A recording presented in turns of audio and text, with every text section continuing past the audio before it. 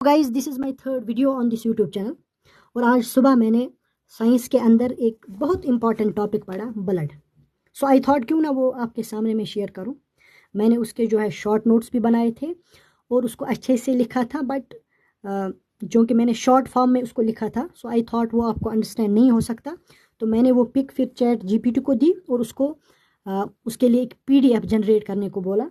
तो ये पीडीएफ उसने सामने रखा, लेकिन इसमें कुछ मिस्टेक्स चैट जीपीटी ने की, सो वो मैंने फिर खुद ठीक करने की कोशिश की। So without wasting your much time, let's come to the topic. सबसे पहली बात जो हमें ब्लड के रिलेटेड याद रखनी है वो ये है कि ब्लड जो है ये फ्लूइड कनेक्टिव टिश्यू है, पहली बात।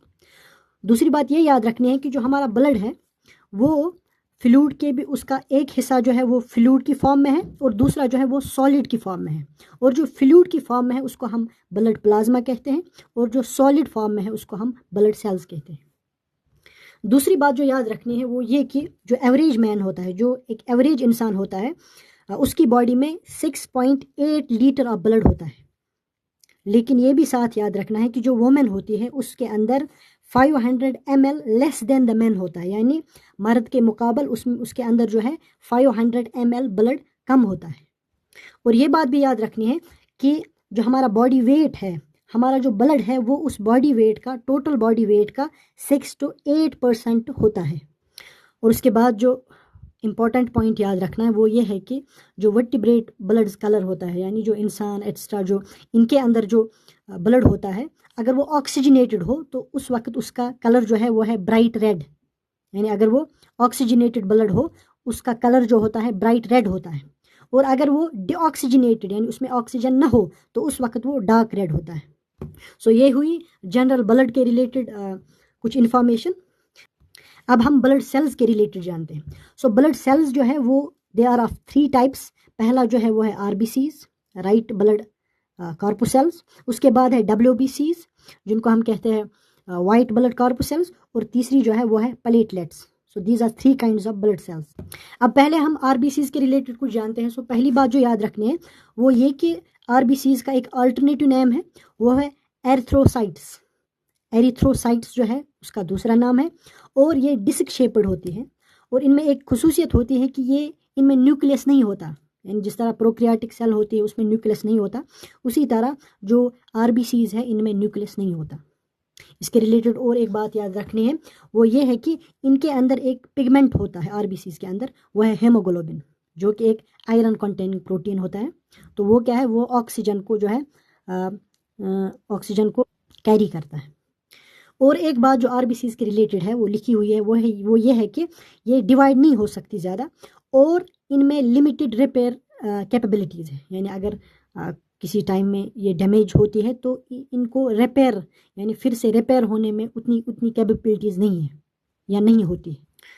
एक और इम्पॉर्टेंट बात याद रखनी है वो ये है कि कुछ एनिमल जो होते हैं, जिस तरह क्रस्टेशियंस होते हैं या मोलस्कस होते हैं, तो इनके अंदर हेमोग्लोबिन के बदले हेमोसाइनिन होता है।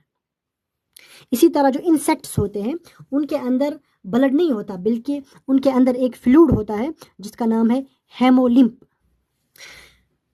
ये जो हेमोग्लोबिन होता है ये एवरेज अगर हम इसकी देखें तो ये 14 to 15.5 ग्राम पर 100 क्यूबिक सेंटीमीटर ऑफ ब्लड के अंदर होता है।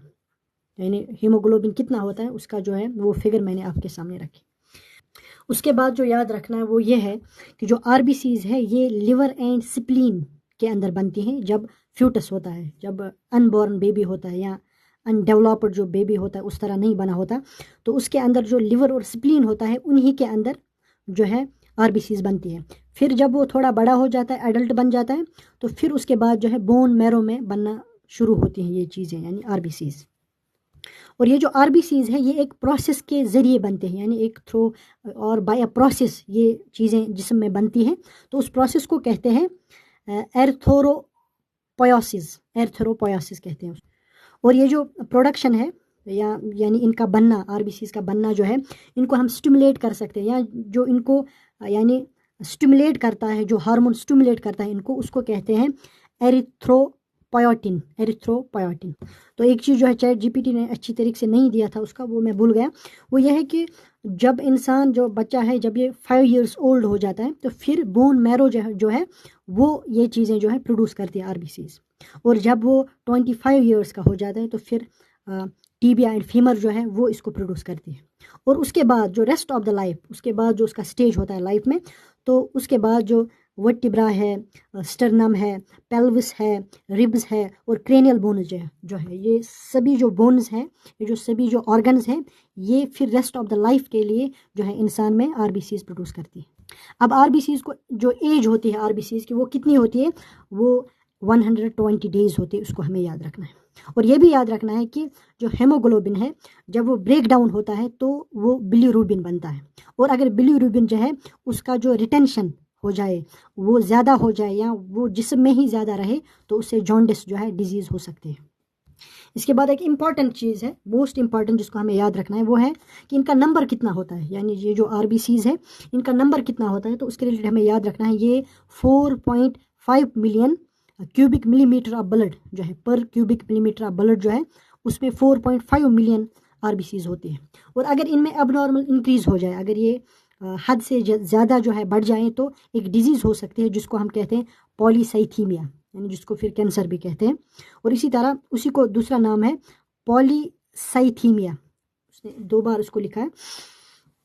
सो अगर ये किसी टाइम पर कम हो, यानी आरबीसीज अगर ज़्यादा होंगी तो जो मैंने मेंशन की वो डिजीज़ हो सकती है, लेकिन अगर ये कम हो तो एनीमिया हो सकता है।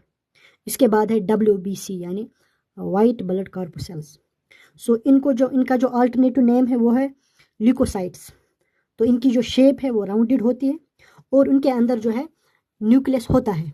आरबीसीज के अंदर न्यूक्लियस नहीं होता था, लेकिन WBCs के अंदर न्यूक्लियस होता है और वो जो है आमतौर पर 3 to 4 माइक्रोमीटर के साइज़ का होता है। और इनका क्या काम है, यानी ये जो WBCs है इनका काम जो है प्राइमरीली जो इनका काम है वो है डिफेंस अगेंस्ट इन्फेक्शन। जो इन्फेक्शन बॉडी में लगती है उनके खिलाफ जो है ये एक इंसान को डिफेंड करने में हेल्प करती है। और जो ये होती है यानी वाइट ब्लड सेल्स, ये टोटल ब्लड के जो है सिर्फ 1% होते हैं, तो बहुत कम होती है।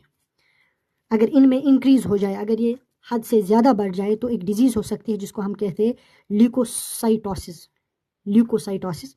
और अगर इनमें डिक्रीज़ आ जाए तो ल्यूकोपीनिया हम उसको कहते हैं। और ये जो WBCs है, वाइट ब्लड सेल्स है, इनकी जो है 2 टाइप्स है, एक है ग्रैन्युलोसाइट्स और दूसरा है agranulocytes. I will again repeat it, granulocytes, agranulocytes. और ये जो ग्रैन्युलोसाइट्स है इसकी फिर 3 टाइप्स है, बेजोफिल्स और एसिनोफिल्स और न्यूट्रोफिल्स। और दूसरा जो है एग्रैन्युलोसाइट्स, उनकी 2 किस्में हैं, मोनोसाइट्स और लिम्फोसाइट्स। ये जो बेसोफिल्स होते हैं ये रियरेस्ट ऑफ द रियरेस्ट होते हैं, यानी 0.51% की होते हैं बॉडी के अंदर। और ये क्या काम करते हैं, ये 2 जो है हिस्टामाइन और हेपारिन, इन 2 चीज़ों को जो है सिक्रीट करती है। इसके बाद है एसिनोफाइल्स। जो एसिनोफाइल्स है ये जो है प्राइमरीली डील किससे करते हैं, जो पैरासिटिक इन्फेक्शंस होती हैं उनसे डील करती है। और जनरली इनके अंदर जो है जो इनका न्यूक्लियस होता है वो बाइलोब्ड, 2 लोबों वाला यानी लोब्ड वाला होता है। जो न्यूट्रोफाइल्स होते हैं, न्यूट्रोफाइल्स, तो ये लार्जेस्ट नंबर ऑफ WBCs होते हैं। यानी अगर हमें क्वेश्चन में पूछा जाए कि कौन सी जो सेल्स है जो WBCs का जो मेजर पोर्शन रखती है, सो वो यही है, इनको क्या कहते हैं, न्यूट्रोफाइल्स। और ये first responders to microbial infections होते हैं। जो भी माइक्रोबियल इन्फेक्शंस होती है बॉडी में, उनसे जो फर्स्टली रिस्पॉन्ड करती है वो यही है, न्यूट्रोफाइल्स। और अगर ये इनकी डेथ हो जाए, अगर इनकी लार्ज नंबर में एक्टिविटी हो जाए, डेथ हो जाए, तो उसके रिजल्ट में बॉडी में पस बन जाता है। और इनका जो न्यूक्लियस है वो बाइलोब्ड नहीं होता उनकी तरह, वो मल्टीलोब्ड होता है। अब जो लिम्फोसाइट्स होती है ये 25% ऑफ WBCs की होती है और फॉरेन इन्वेडर्स जो होते हैं उनके साथ फाइट करती है। इनके अंदर फिर T सेल्स होती है, B सेल्स होती है और नेचुरल किलर सेल्स होते हैं, यानी जिनको हम कहते हैं। सो बस इस टॉपिक में इतना ही था। एक्चुअली मे बी आपको लगा होगा कि मैं खुद भी कुछ चीज़ों को अच्छे से अभी नहीं समझ पाया हूँ, लेकिन आई थॉट कि ऐसे ही शेयर करता हूँ। सो जब मैं समझाने की कोशिश करूँगा तो फिर मुझे खुद भी उसको पहले समझने की कोशिश करनी होगी। सो बेबी इसमें बहुत मिस्टेक्स होंगी, उनको आप जो है ध्यान न दें, लेकिन इस वीडियो में बहुत इन्फॉर्मेशन है जो आप याद रख सकते हैं, आपका रिवीजन हो सकता है ऐसे ही। और लास्ट पर मैं आपको रिक्वेस्ट करता हूँ कि प्लीज़ एंड प्लीज़ इस चैनल को सब्सक्राइब करें,